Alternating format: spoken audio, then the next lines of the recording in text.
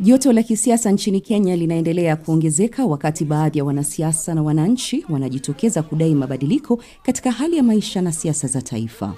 Wakati nguvu hii ikiendelea kuonekana, kumeibuka kundi la wahuni wanaozua vurugu. Vijana wanaonekana kutumiwa na wanasiasa kwa maslahi yao wenyewe. Pamoja na matukio haya ni kushambuliwa kwa seneta wa Vihiga Geoffrey Osoti alipokuwa kwenye mgahawa mmoja mjini Kisumu mapema mwezi huu. I saw a group of youth.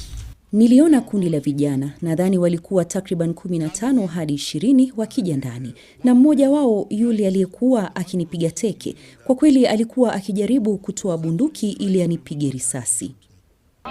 Serikali inadai kuwa wahuni hawa wamepangwa na kufadhiliwa na baadhi ya wanasiasa, ikisema kuwa wanafanya kazi katika maeneo maalum kwa malengo ya kisiasa.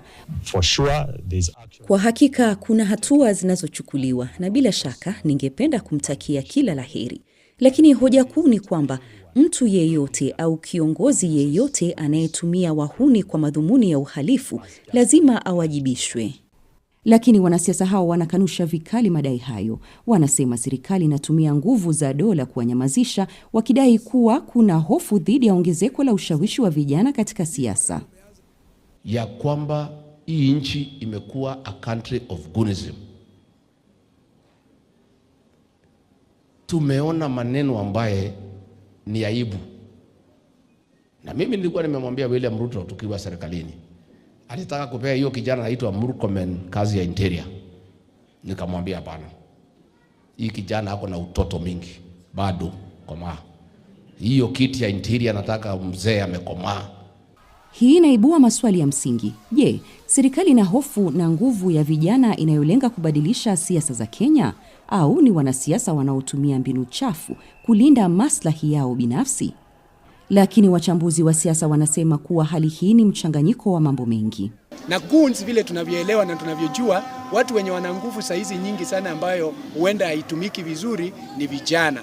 Wengi wale ambao wametatiza mikutano mbalimbali, wako wapi hatujawasikia wameshikwa, wamepelekwa katika mahakama ili wakaweze kuhukumiwa. Walemba anaeleza kwamba tunachokiona sasa ni mvutano kati ya mfumo wa zamani wa siasa na kizazi kipya kinachotaka mabadiliko, kila upande ukijaribu kudhibiti simulizi. Kuna wakati Mheshimiwa Murkomen ambaye ni CS wa Interior ama security aliweza kusema ya kwamba yeye ana vitengo na vyombo za usalama ambazo inajua kila Mkenya mahali yako, mahali amelala na shughuli ile anafanya. Na mjadala huu unapoendelea, jambo muhimu na wazi ni kwamba vijana ni kundi muhimu sana na sauti muhimu kwa mustakabali wa siasa za Kenya.